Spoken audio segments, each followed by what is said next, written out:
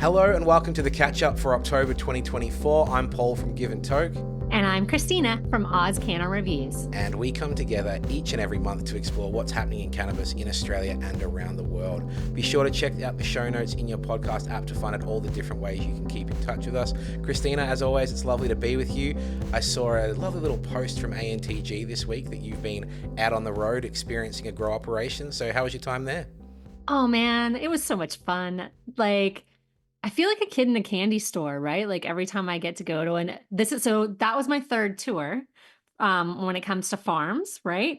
And every time I go to a farm, it always blows me away how everybody's just a little bit different. They're all doing things just slightly differently. And I feel like a kid in a candy store. I like it's very eye-opening, right? Like you're like, ooh, over there. Ooh, over there. Ooh, what's that over there? I don't know about you, but I feel like when I go to these farms, like they're very open about, what they're doing and, very willing to share their secrets. But when I talk to other people in the industry, I know that they're not talking to each other. So I think that's why you see some different things. Like new things are constantly being invented for this industry. They're repurposing old ag stuff. So it's really cool to see, but it's also cool to know that sometimes we're in on some little secrets that others aren't. Yeah, for sure, for sure. I won't get into it too much now because we are going to talk about it a little bit later, but hands down, my favorite little department was research and development, R&D. I was like, oh my God, you guys are so cool. And I could totally hang out here for hours. Right on. Well, yeah, I look forward to hearing more about what comes from that, both in this show and progressively when you release your own podcast from that experience. So let's move on now to news and current affairs, because as always, a lot is happening in the world of cannabis. And our first story, coming from The Guardian, is Kamala Harris promises full marijuana legalization. Is that a game changer? So Kamala Harris has announced that if elected president, she would fully legalize adult recreational cannabis on the federal level, and has said that she would take steps to ensure that black men, disproportionately incarcerated and disenfranchised by the war on drugs, would stand to profit from the industry. So Christina, this is an interesting story because it could be potentially seen as a bit of, electioneering and some vote chasing at this stage. We always kind of hear before an American election that there's these plans for legalization, but, Trump has leaned towards legalization. Kamala Harris has outright said it. What's your take on this story? I think it's a great idea, to be honest. But, again, it does seem a little weird that we're in that home stretch. Is it a grab for votes the same way Trump going on Joe Rogan? Rogan's been talking about having him on there forever, but it seems mighty convenient that you're coming on now, like in that home stretch kind of thing. So I don't know if this is Harris's plan to try to bring in some more voters. It is interesting, as an American voter, I imagine it's quite hard if you are a supporter of cannabis because, when Biden was elected 4 years ago, he made promises to expunge records. He has only done a few of those. Now, obviously, there are issues with the levels of government and the way they support him, but he also said that, he would reschedule cannabis. And while the wheels are in motion, that hasn't happened yet. So I think voters need to be cautious in hearing these promises and going, what can actually be achieved? Kamala Harris can't do an executive order to make this federally legal, so it has to be something that's worked on within the states. There are a hell of a lot of states where it's legal now. The logic tells us it should be, it should be legal, it should be federally okay, but it's really hard to be confident that that is going to happen. So, much like a lot of the stories around the world, it's a watch this space because it's hard to be too excited about this rhetoric. No, I agree with you, right? There's a lot of promises there. And let's not kid ourselves. I'm positive that one of the reasons that Justin Trudeau got in Canada is that was one of his platforms. He was like, I am going to legalize it, period. 110%. Can I be honest here? I wouldn't be surprised if either one of them got in and either one of them legalized, to be honest. Like what you just said, we are at that point where so many other states in the states are legalizing, whether they have it for medical or recreational. They've legalized it in some fashion. So I really wouldn't be surprised if either one of these candidates got in and really did, so to speak, kick the snowball off and get it done. Well, fingers crossed for the American people, particularly those that already consume cannabis. And I guess those who have invested their lives into it, at the growing level, at the business ownership level, these people and organizations deserve to have some clarity about where they stand. You still can't even bank as a cannabis business owner in the US. It's still so dangerous to have the amount of cash that they have to have on site to operate their businesses. So for so many reasons, let's hope that the American people get legalization, whatever happens in the next couple of weeks in their election. Our next story comes from SciPost on October 12th. Frequent cannabis users are more likely to miss work. A new study published in the American Journal of Preventive Medicine has found that individuals who use cannabis frequently or suffer from cannabis use disorder are more likely to miss work. The study analysed data from over 46,000 employed adults in the US, revealing that recent cannabis use is linked to increased absenteeism, both due to illness or injury and intentional skipping of work. The connection grows stronger with more frequent use and more severe cases of cannabis use disorder. So, Christina, apparently the lot of us are skipping work. Thoughts on this one? I liked the intentional skipping of work part. I think they're onto something here. Like, this is an example of cannabis consumers being onto something that not everyone else is. Like, work sucks, and I'm not encouraging people to skip work, but maybe we just every now and then go, I'm not gonna work today. I'm gonna smoke some weed and do something I like. I don't know if that's such a bad idea. If we wrap it up and say it's self-care. Exactly. Hey, I'm having staff meetings at work about self-care. They keep asking us to put down what what do you do for self-care? And I still haven't, been brave enough to write big fat joints, but it's a legitimate approach. It is. Look, I can only speak from personal experience. And this goes back to being, in my 20s and stuff and being in Vancouver. But one of the best parts about going to work was that blaze right before you got to work. I mean, again, Vancouver, hospitality industry, Definitely. you're perhaps hiding behind somebody from the kitchen had done oh, it's time to do a trash run. And you just happen to be coming by. Oh, hey, rally in the alley, shall we? Oh, if I have to. I don't know. It might be true. It could be true. But like I said, for me personally, when I was younger, quote unquote, getting high never stopped me from going to work. Moving to our next story, and this is a pretty serious one. This is one that's been, all across the news lately. So we'll do our best to give these stories the respect they deserve. Medicinal cannabis doctors investigated by authorities after suicide and hospitalization of patients. So this comes from the ABC on October 11th and subsequently had a bunch of other stories in other newspapers, including the Sydney Morning Herald on October 14. So the pharmacist who founded medicinal cannabis company Dispensed has been banned from supplying cannabis, and 2 doctors have been suspended. 2 men with mental health conditions were prescribed medicinal cannabis by Dispensed. One was hospitalized with psychosis, the other took his own life. The company is still operating, but the medical board says investigations are underway. So this has kind of sent shockwaves through the patient community and the industry over the last fortnight. We'll be delicate, but at the same time, we're going to talk about a company that I've not been scared in talking about their lack of integrity at times. There's not many times I will specifically name a company or call out bad practices, but I think this is a great opportunity for those of us industry or industry adjacent to actually finally go, Dispensed are taking the piss. They have been for a long time with their model. It's a pseudo-recreational model, and while I'm all for safe, clean access to good cannabis, this is not the kind of company I want to be putting my money in, because this story has shown that, this is negligence. These are not mistakes. So we'll dive deeper, Christina. What are your initial feelings and thoughts about this story, especially as it's unfolded over the last couple of weeks? Before I dive in, just like you, I want to be very, respectful and mindful of our topic. And I just want to say that if anybody who is listening is struggling, there are resources out there. You are not alone. Please, there's Lifeline. You can call them on 13, 11, 14. Like I said, there are resources out there. You are not alone. And please do reach out. Great call. So let's dive into this. What a clusterfuck. I don't even know where to start with it, to be honest. I mean, there's so much about it that makes me angry that I can already hear it in my voice. I'm angry before we've even gotten into this. And you're absolutely right. This is a company that neither one of us have really been delicate around when we've talked about them, because we definitely believe that they're one of, the less honorable clinics If you can even call them a clinic, Yeah, there are right? cowboys in this industry, and we can expect that. There are big dogs. This is a whole new level of pushing the boundaries. Yep. Um, again, doctors pay millions of dollars for malpractice insurance, right? So malpractice is not unique to the cannabis industry. It's not.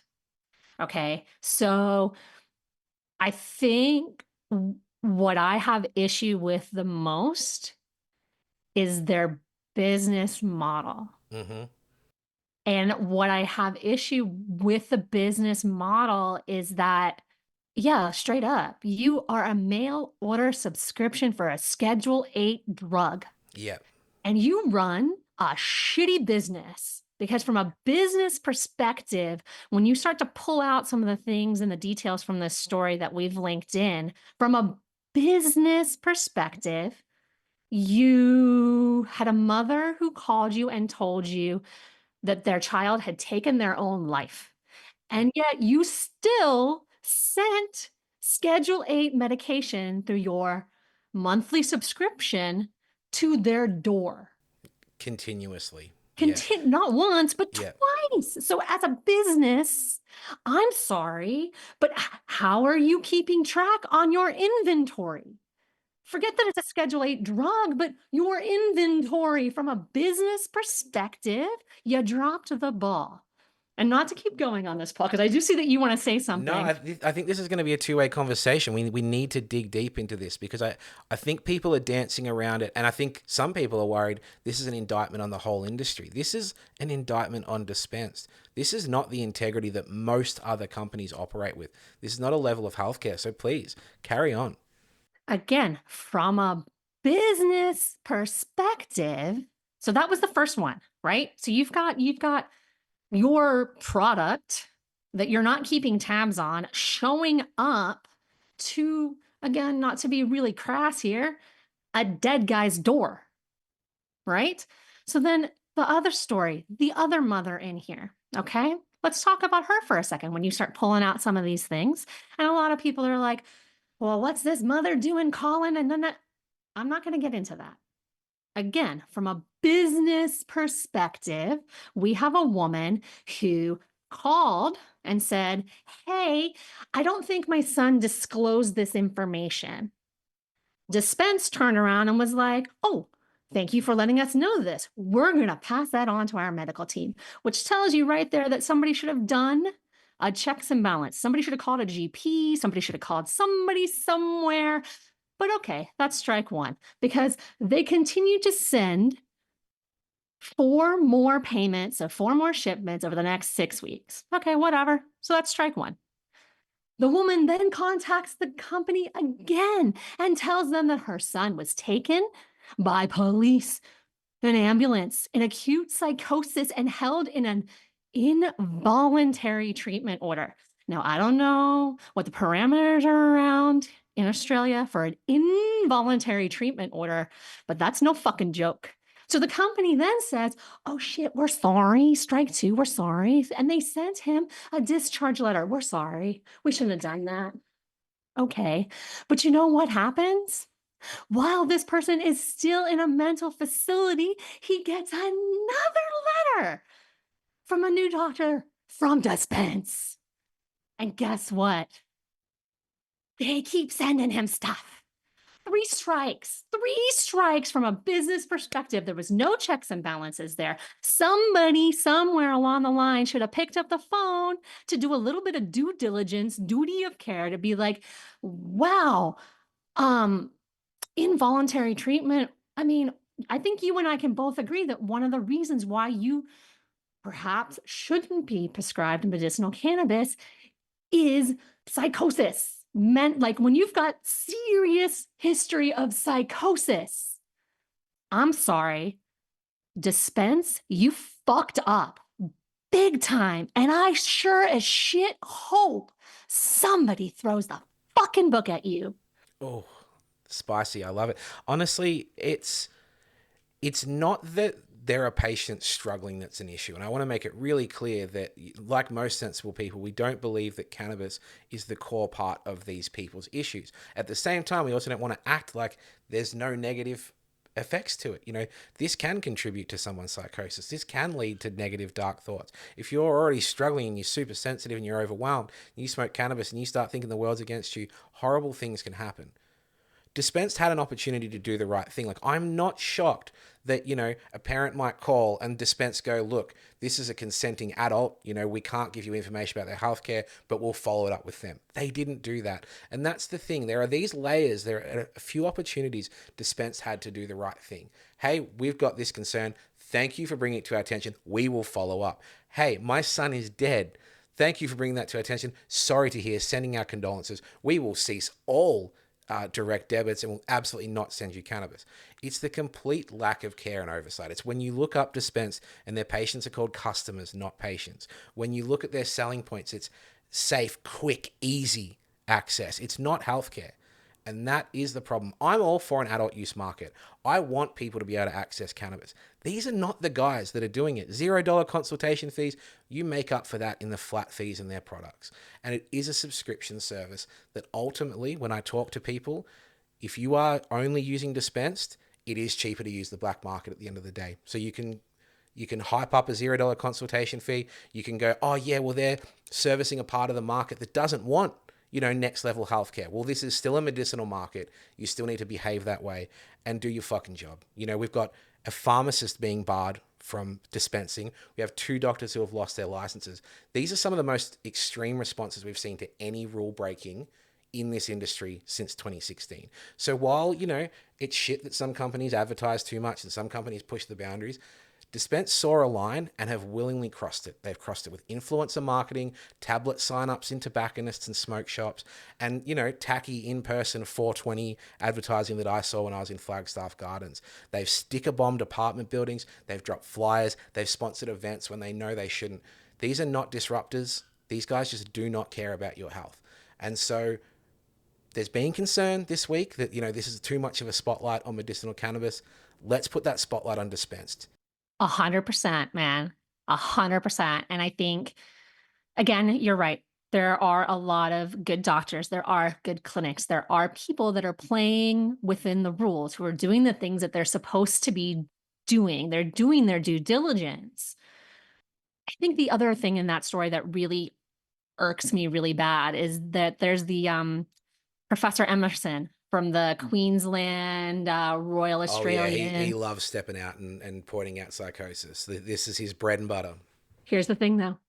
He literally says, like, the quote is literally, no one anticipated the explosion of medicinal cannabis. Yeah, we did. I just want to say that that's the world's biggest cop out. If you look at any country that has legalized for medicinal, it exploded. You knew it was going to happen. You guys just had your head in the fucking sand. Right? And so you by saying nobody anticipated this, you let dispense happen. You let those cowboys come in, renegade, guns a-blazing, doing whatever the fuck they wanted because nobody had the chutzpah to just grab that shit by the horns and be like, this is not how we play. I really hope that as the dust settles on this story, we go, let's point out these cowboys. Let's point out these people not doing their job, not doing due diligence, not caring about people, rather than the blanket statements about the industry. This industry is full of people who have put their lives and their livelihoods on the line to get us here, whether it's the people deeply embedded in legacy markets or it's the people now investing, growing, starting pharmacies, starting dispensaries. There are a lot of people who really want to make this work. And Dispensed wanted to make this work for themselves. They're not here for the industry. They're not here for the patients. They're here for their own bottom line. And they have been absolutely reckless in their approach over the last couple of years. Couldn't agree more with you, Paul. Couldn't agree more. So, you know, folks, keep an eye on that one. And as Christina said, if you are feeling any struggles, any challenges, please make sure that you reach out and know that there are always people wanting to help you and take care of you. Our next story also focuses on some challenges in the Australian medicinal industry, and this story comes from Cannabis on October 10th. Pressure grows on Releaf Group as court cases mount and doctors down tools over unpaid wages. There's also a follow-up story, also in Cannabis, on October 24th. Releaf Group asks shareholders to help foot legal bills as cash pressure mounts. So pressure is mounting on Releaf Group from multiple angles as franchisees attempt to claw back money paid to the company for brick and mortar clinics and pharmacies that failed to open. Legal action is underway involving a number of franchisees who claim Releaf failed to honor agreements and misled them. So this is really an interesting unfolding story because, this is Sunday we're recording. This will be out on Thursday. Some new things might happen in between our reporting of it. If you've paid attention to Reddit over the last couple of days, people have turned up to Relief stores that aren't open. People have got emails saying, hey, try Alternaleaf. And people have also actually explicitly called and said, hey, I need an appointment. Oh, we don't have any, try Alternaleaf. So this is a really interesting one because this is Australia's first medicinal cannabis clinic, potentially in a bit of trouble. It is interesting for sure. I mean, I've read some of those Reddit comments. I think somebody was straight up saying that they showed up for an appointment and it was locked and they were told by the landlord or whatever that the landlord locked it up. And when the landlord comes to lock up, it's usually because you're not paying the That's bills. right. Yeah, I think the other thing that's really interesting is that they're telling patients to potentially go towards Alternaleaf. Yeah, it's not a good sign when they're like, hey, oh yeah, we're temporarily closed, but try this other massive competitor of ours. That's a It bit does. sus. Yeah, it does make you kind of almost feel like perhaps there's already negotiations going on behind the scenes that perhaps Alternative is going to buy Relief, but I'm not quite sure what they're buying if they promised brick and mortar clinics that never opened. Well, this is an interesting thing. So it's been whispered on the grapevine for some time that Relief haven't delivered to people that have bought into franchises. That the promises that have been made have not been delivered. So to see a company kind of get in trouble for that, first of all, mounting legal pressure, and then to ask shareholders for, a bit of a war chest, is very disturbing and unsettling. It tells me that, there are perhaps some unsavory business practices. I don't have experience with Relief as a patient, but I can speak to my limited experience in attempting to do business with them, which was less than pleasant. And the reason I share that is because they reached out to me. This was not a company I sought to do business with. They sought to do business with me. And I'm willing to tell this story to anyone in person that wants to hear it from me. I'm not going to share it on the pod, but I will just say that I learnt a lot from them about how not to foster meaningful professional relationships. So again, if people want to ask me about that experience, I'm more than willing to share it because it was absolutely horrendous as a small business owner. It was a comedy of errors that then turned into utter frustration. So while my experience isn't connected to this story, it is easy for me to see, a bit of the cardboard and duct tape and string holding things together that might have led to this, a well-established clinic maybe not existing by the time this episode's aired. It's definitely a watch this space situation for sure. Our next story, also from Cannabis. The new compounding rules are just plain common sense. So Cannabis released a story on October 3rd stating new guidelines issued by the Australian Health Practitioner Regulatory Authority, APRA, a bit of a mouthful there, which took effect on October 1st, are aimed at reducing the number of compounded cannabis products on the market. The new regulations insist that pharmacists should not be compounding products that are otherwise commercially available. With over 1,200 GMP certified products available on the market, the regulations are aimed at pharmacists who may be motivated by profit rather than patient care. So, interesting story here. Basically, for the layperson who maybe doesn't understand this, GMP are good manufacturing processes.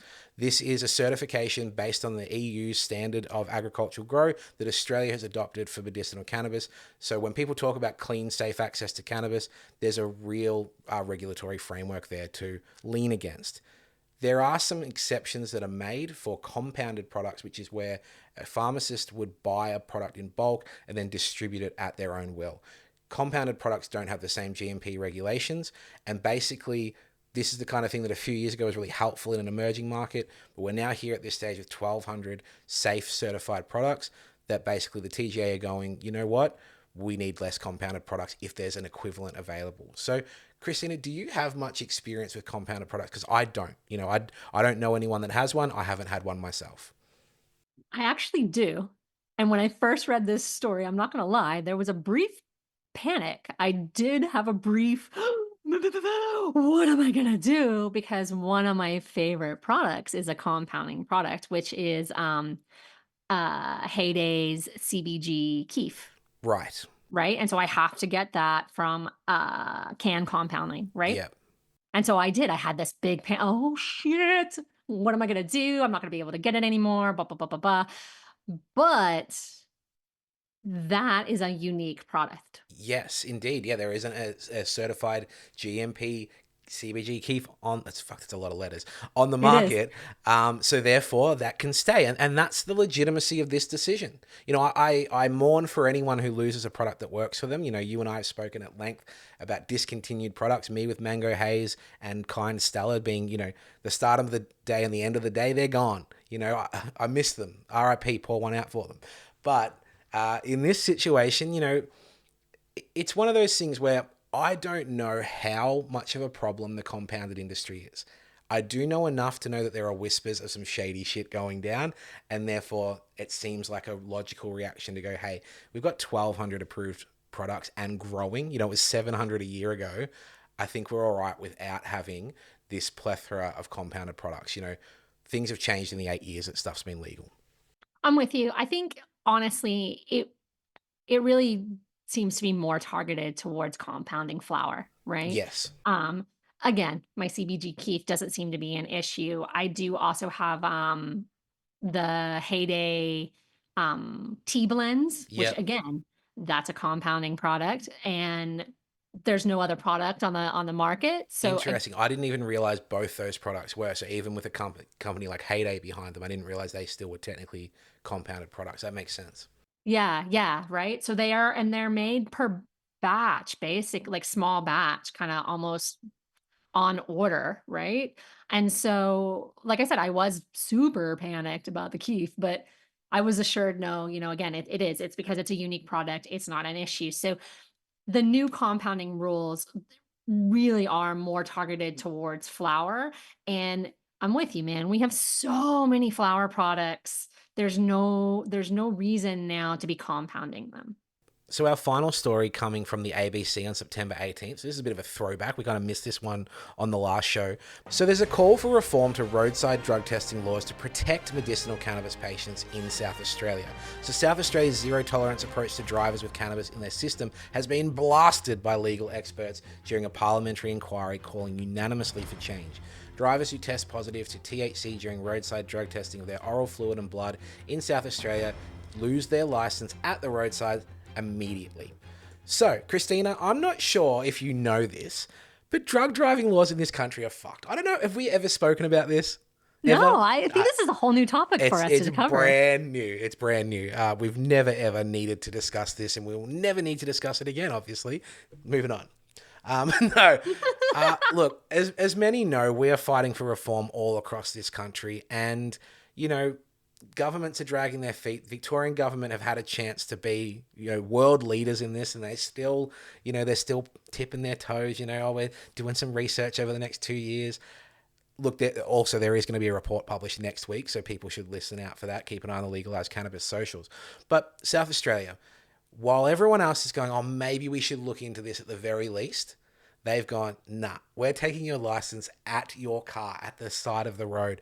And, people are sick of this. Magistrates are sick of this. Sensible politicians are sick of this. People are losing their livelihoods because of bad laws. And this joint committee, led by Tammy Franks from the Greens, unanimously made recommendations for medicinal patients to be accepted. The South Australian government response, we'll respond in due time. So whenever they can be fucked, if they even can be. We've seen this year after year in Victoria with good joint committees. I mean, that is a great pun for medicinal cannabis as well, joint committee. But we've seen year after year them turn down good recommendations for legalisation, for decriminalisation, for roadside drug testing. So South Australia, bit of a war going on because they took 8 steps backwards, but you've got cross-party agreement that something needs to change. I mean, I can't say anything. Like we look there was like this glimmer of hope here in Queensland that we might be able to do something here. There might be an exemption. And, if you were watching, we had an election yesterday. Yep. Good old LNP. Yep. It just seems Mm. like complacency has led to, oh, let's bring these other guys back. So, we're not a political show and we don't want to dig too deep into the woes, but I also always know, which lesser of two evil I prefer. I was gonna say, there goes any hope of me in the next 4 years of getting, an exemption here in, Queensland to be able to drive. But, They're too busy trying to repeal abortion. yeah. I just said we wouldn't be political and then I went there. I know, you did, you just considered it.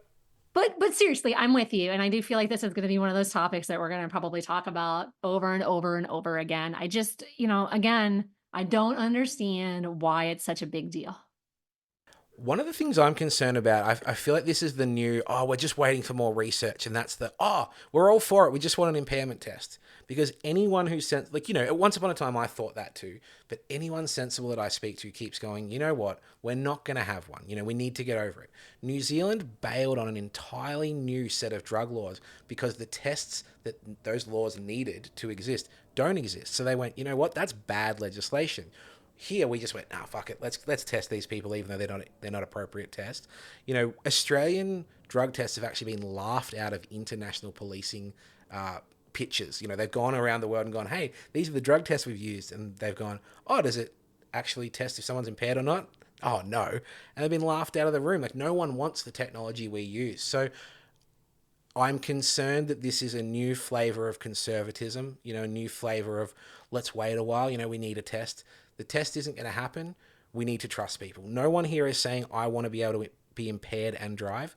It's going to happen. Let's be real. People are going to do it the same way that they do it now with alcohol. The difference is we have the data, we have the studies, we know that cannabis affects the brain differently and affects decision making differently. So we need to put some trust back into people that are using it and go, just like if you're on benzos, you're on oxys and things like that, we trust you. We put the little sticker on the label and that's the end of it. That's the end of our suggestion. Yeah, I'm with you. At the end of the day, I don't want special treatment. I just want to be treated like any other patient who's under doctor care, taking a prescription medication that may or may not cause drowsiness and affect my ability to operate heavy machinery. If our governments truly cared about impairment, they would be looking into all the different ways we could be impaired. This is just another way to oppress the cannabis consumer. So that is news and current affairs for this month. A hell of a lot going on. A lot of watch this space as always. Be sure to keep yourself informed by, keeping an eye on Cannabis, keeping an eye on ABC. We are seeing more broad coverage of cannabis than ever. And as unfortunate as those dispense stories were, and as a lot of people thought, oh no, this is negative press, I can't help but say these stories have been relatively balanced and relatively fair. I have to agree with you, Paul. Like, as somebody who has a media background, who's done television, radio, and print, I will say that the vast majority of the stories that I have read have been very, very balanced. It's a positive thing because, I think sometimes it's easy to get pessimistic about the state of this industry or the state of the plant, the status of the plant. But in this occasion, I do feel that this is good press coverage in the sense of creating a discussion. I don't think people are coming out of this going, let's get rid of medicinal cannabis. They're going, let's ensure that people are using it properly. And, we're all for mindful consumption on this podcast. We are indeed. So, shifting to hot tokes, this is our opportunity to get things off our chest, things that are burning inside. Sometimes they're spicy, sometimes they're not. But, Christina, what is your hot toke for this month? My hot toke this month is I'm raising the bar. I don't know if anybody's even noticed here, but in the last few weeks with the reviews, we're raising the bar a bit. I made this little joke probably a month ago now on Instagram about how I had approached like 55 flower reviews and I didn't know if I should be, proud of myself, question whether I was an addict or start charging for this wealth of knowledge. But it also made me realize, again, to circle back to one of the stories we were just talking about how many products are now on the market. My bar has come up. And so over the last few weeks, you're seeing that bar start to come up. There's definitely been some threes. There's been a two. It's going to be harder to get fours and fives because quality's improving, right? You're also seeing me lean a little bit more into my personal preferences, whereas before, I was just happy if it basically did what I wanted it to do and Yeah. smelled pretty good, right? Like I said, I've started to lean more into, again, personal preferences, things that I personally want. And so because it's become more of a personal mission, that bar has to come up because like I said, I'm getting more particular with what I want. I'm starting to look for things now that and I don't want to say that the flowers are a dime a dozen, they all kind of smell the same, I get same effects, that's not what I'm saying, but I am definitely now starting to really look for things that are unique. That really, again, do that double duty, like in small doses give me one effect, but in larger doses give me a different effect.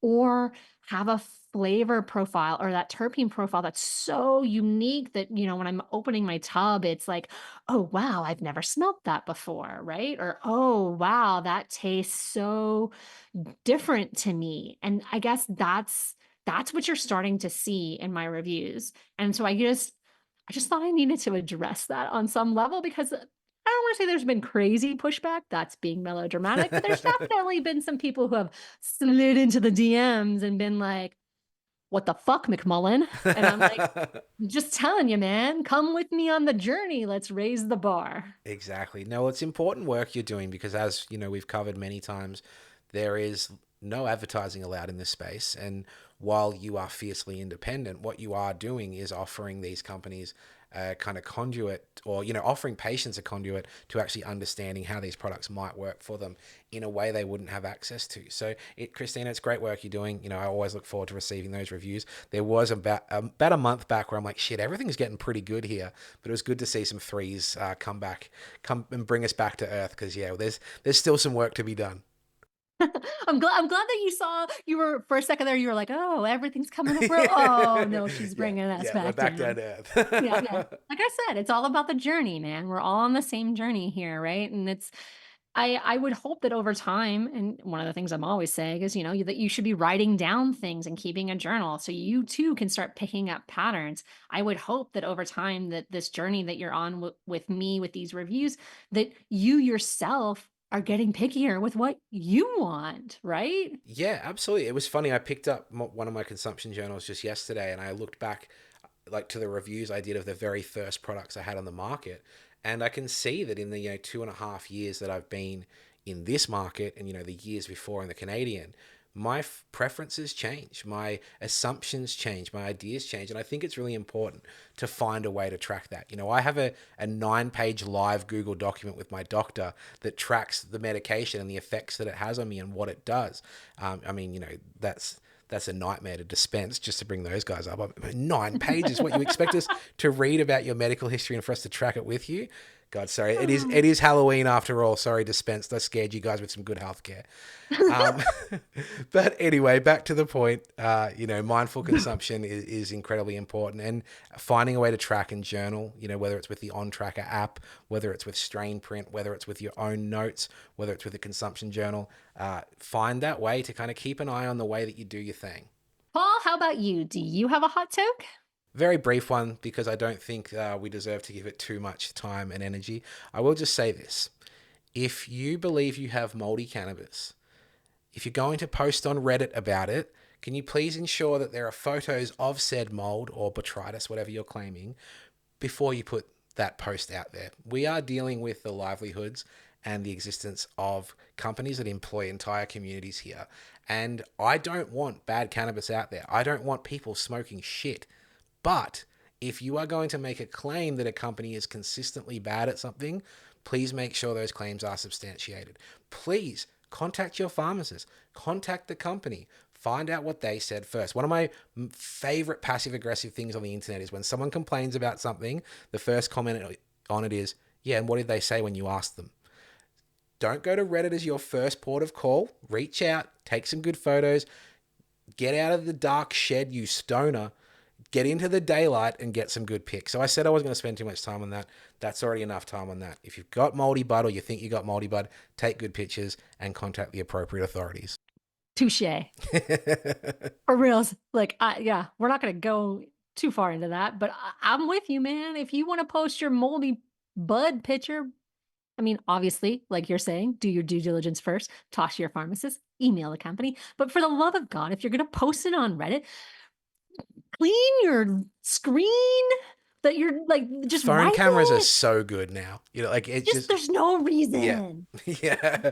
Yeah. There's no I was reason. taking great weed pics on, an iPhone 4, 7 years ago. So I think, people can work this out. But yeah, I'll Reddit. It is an essential source of education, but at times it's an overwhelming source of frustration. So we'll just leave it at that. As we wrap up, what can we expect from Give and Toke this month? So I've actually just completed the trifecta of my most requested guests. So it started with Dr. Riley Kirk. She is just a force in this industry, and that was a huge privilege and honor. But also Dr. Brian Walker, WA legalized cannabis MP. People have been asking for a long time. And also Tom Forrest, who I just released an episode with. So those three are the ones that people constantly have asked for and took me some time to get. So I guess I'm at this junction now where while I still have a steady stream of guests, I am looking out for people to continue that kind of push. If there's someone they really want, it does inform who I ask to be on this show. So while I have the stories I want to tell, the guests I want to have on, if there's someone that you think should be right for the show, please let me know. This isn't explicitly me calling out to people to say they want to be a guest on the show. This is me asking my listeners to say, who do you want to hear from? Because that really means a lot to me. So, yeah, please, great episodes out, with those three out recently. More wonderful episodes to come as usual. All is well in the Give and Toke camp. Christina, how are things with AusCannaReviews? Things are fabulous over here. I'm just, as we said at the beginning of the episode here, your girl's been just jet setting all over the place, just doing tour after tour after tour. So yeah, like I said, at the beginning, I guess it was just last week here, I was at ANTG. And so my podcast with their production manager, Adam, is coming out next month. And then middle of next month, we're still finalizing some details, but I do believe I will be in Byron Bay checking out another facility there. Might cruise on over to Nimbin, if you're in the area. Nice. Yeah, so I'm there's a lot of things going on in that sense. And then review-wise, I think I may have just found my first cartridge that has agreed with me. And I don't know if it's because I had the whole episode with Liz and we're talking concentrates, and subconsciously I was like, I need to let this into my life more, but I found a cart that has agreed with me, and so that review is on tap. Well, mindset and setting are always spruiked as an important part of the cannabis experience. So you may have rid yourself of whatever burden it was that these concentrate carts had on you, and now you can embrace them. So that's exciting. Like I said, I don't know if it is, because I mentioned it in the review. I'm like, I don't know if Liz is subconsciously, Jiminy Cricket on my shoulder talking to me, but I was like, oh, this cart, it's like, it's what it needs to be. Yeah, it was good time. So yeah, it only took me 6, but I finally found one. Excited to hear how that one goes for you. Sounds like it's a good one.